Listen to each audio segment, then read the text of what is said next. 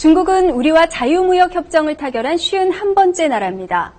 그동안 FTA를 맺은 50개 나라의 국내 총생산을 합치면 전 세계 총생산의 61%였는데 중국이란 거대 시장이 포함되면서 단번에 73%로 커지게 됐습니다. 우리 경제 영토가 세계 5위에서 3위로 뛰어오른 셈인데요. 미국과 유럽연합에 이어서 중국까지 이 3대 경제권 모두와 FTA를 체결한 건 칠레에 이어 우리가 두 번째입니다.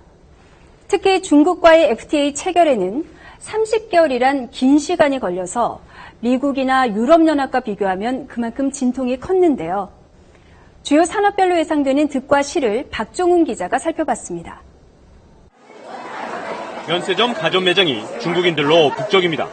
중국어로 알려주는 전기밥솥은 최고 인기 품목.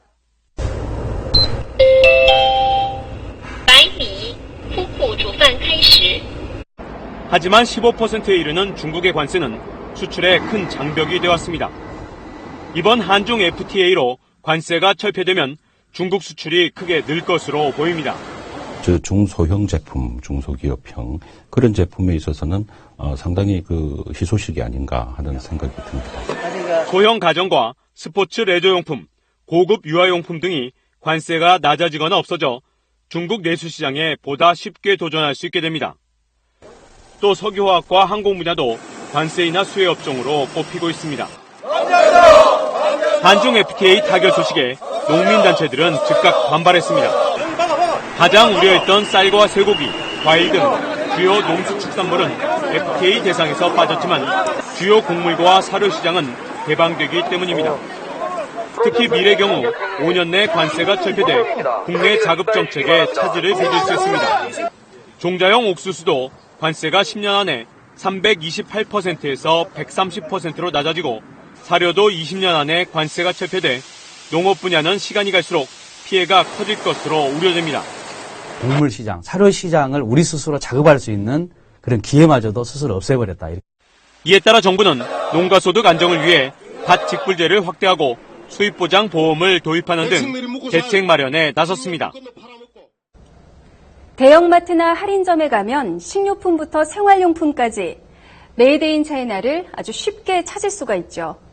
제조업도 기술 집약도가 낮은 분야는 이미 중국산 저가 제품의 시장을 내주고 있는 건데요. 중소기업들이 가장 걱정하는 것도 바로 중국산 저가 제품이 한중 FTA를 디딤돌 삼아 밀려들지도 모른다는 겁니다. 섬유와 생활용품 등 노동집약적 산업 품목은 2천여 개 가운데 220여 개만이 관세 철폐 대상에서 제외됐습니다. 특히 뿌리 산업과 부품, 기초 소재, 섬유 분야는 자칫하면 기틀이 무너질 수 있다는 우려까지 나옵니다. 10년 안에 관세가 철폐되는 냉장고와 세탁기 등 가전제품도 기술 격차가 빠르게 좁혀지고 있는 만큼 역공을 당할 수 있습니다. 농수산물 역시 개방률을 낮춰 시간을 벌었지만 농업 경쟁력을 높여가지 않으면 마냥 방심할 수는 없는 처지입니다. 한중 FTA에 대응하려면 어떤 전략과 준비가 필요한지 이경진 기자가 취재했습니다. 지난해 중국에 수출된 한국산 분유는 600억 원어치, 4년 새 12배로 급증했습니다. 중국산 식품을 믿지 못하는 중국 엄마들의 마음을 고품질 마케팅으로 파고든 결과입니다. 后来有个朋友介绍，他们家是吃这个，说宝宝大便特别好，可以接受的。 농수축산물 자체는 가격 경쟁력으로 중국에 밀리지만 가공식품은 얼마든지 중국 시장을 파고들 수 있다는 얘기입니다. 중국에서 중산층 소비자들이 선호하고 있는 친환경 식품 같은 경우에는 퀄리티 있는 상품을 만들어낸다면 충분히 경쟁력이 있는. 관세 철폐만 바라볼 게 아니라 비관세 장벽이 낮아지는 점도 십분 활용해야 합니다. 한류 열풍을 타고 있는 화장품처럼 통관 시간 단축을 잘 이용하면 상품 경쟁력을 높일 수 있는 품목도 적지 않습니다.